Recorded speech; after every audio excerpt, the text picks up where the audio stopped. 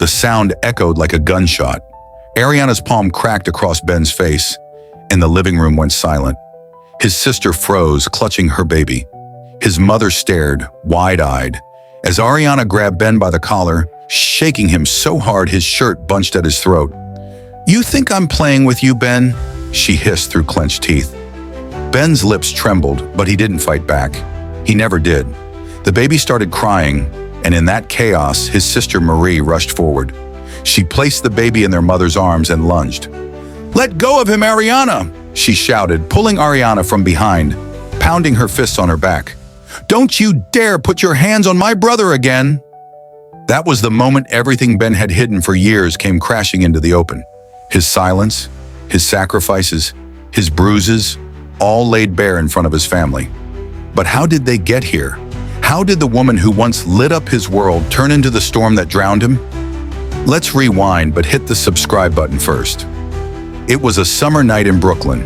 Ben had thrown a small house party at his family home. Music pulsed through the speakers, laughter filled the rooms, and the scent of barbecue and beer drifted through the air. He didn't expect that night to change his life forever.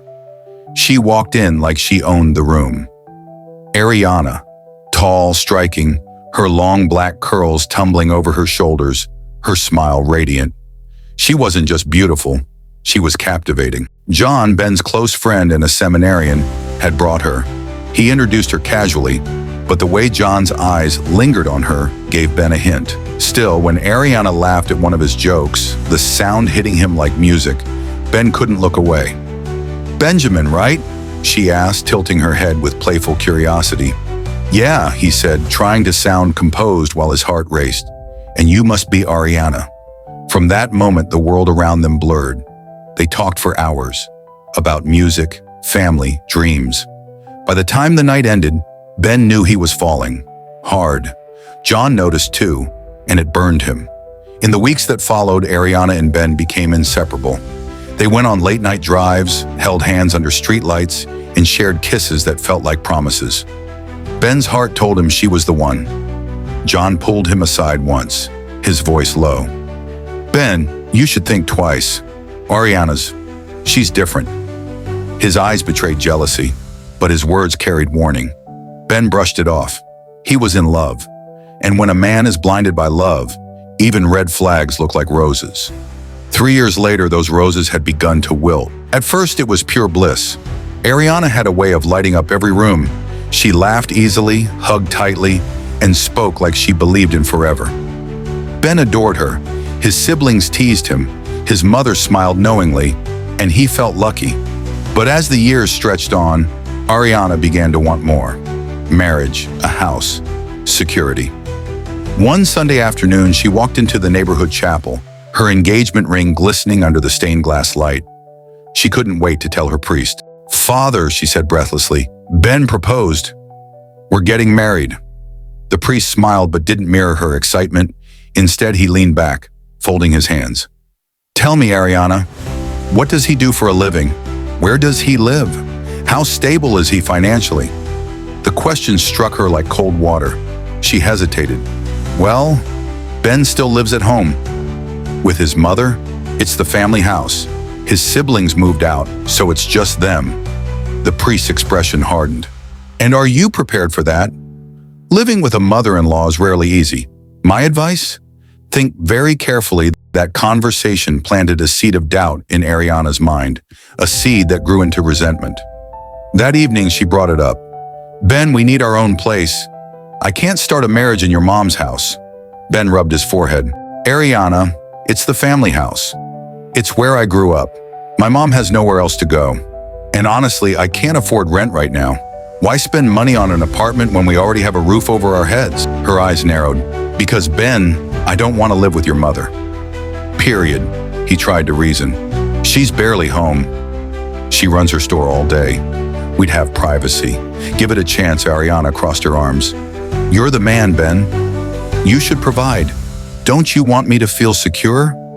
He looked at her, torn between love and responsibility.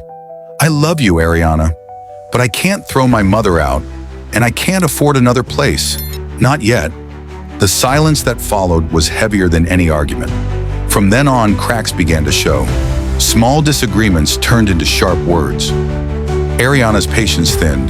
Ben's excuses, at least in her eyes, piled up. What once felt like an unshakable love began to tremble, and soon tremors would become earthquakes. The shift wasn't sudden, it was slow, creeping in like shadows at dusk.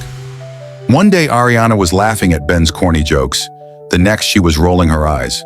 What started as little quarrels about chores or plans began to swell into full-blown arguments about money, his mother, and the life she thought she deserved.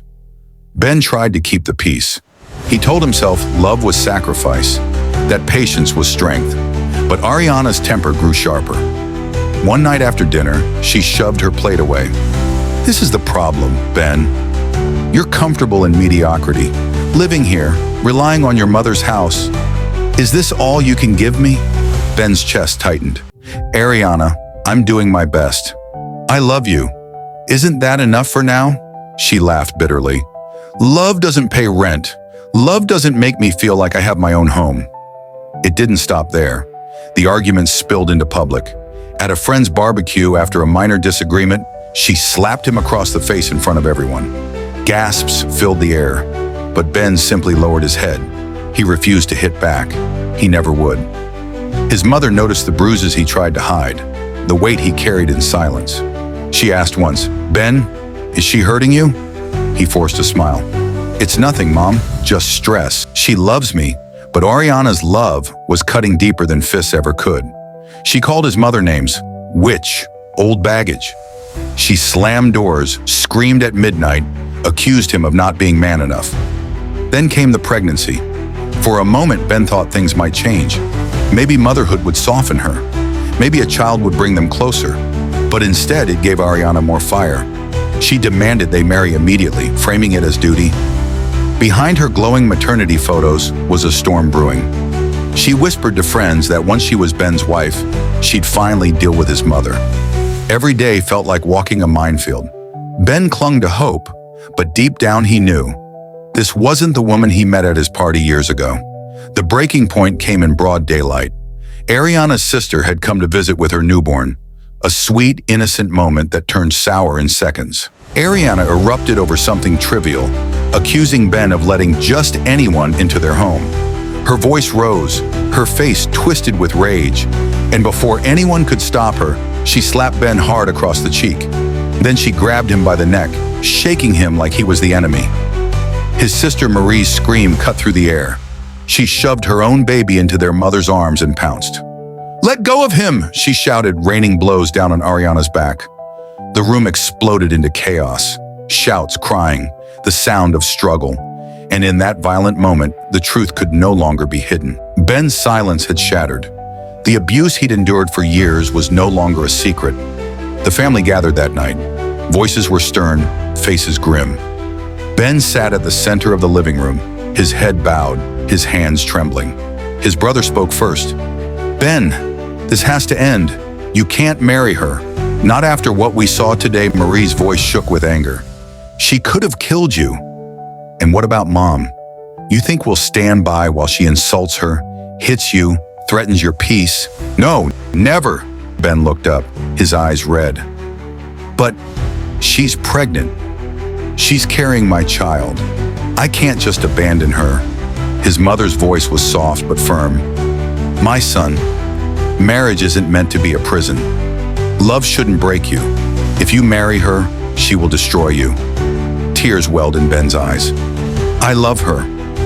I thought I could fix this. I thought patience. Patience won't change her," his brother cut in. "It will only bury you." For the first time in years, Ben was forced to see what everyone else had seen. And in that moment, surrounded by the people who loved him most, he broke. He agreed. The wedding was off, but Ariana didn't take it quietly. Fury burned in her like gasoline on fire. She went to the police, spinning lies that got Ben arrested. She whispered to her brothers, fueling their anger until they ambushed him and beat him bloody in the street. She spread stories that Ben refused to care for her pregnancy, painting herself as the victim while dragging his name through the mud. Ben endured it all, silent and broken, clinging only to one hope, that when the child was born, he'd at least have the chance to be a father. But Ariana slammed that door shut too. She cut him off completely, never letting him see the baby, never even telling him the child's name. Every attempt to reach her ended in threats or silence. And so Ben waits. Years later, he waits for a knock on his door, for a phone call, for a chance to hold the child he's never known, but never got one. This is one of the most painful true stories we've ever shared. Do you think Benjamin made the right choice? Or should he have fought harder for Ariana and his child? Share your thoughts below. Be nice with your words, because Ben is in the comment section.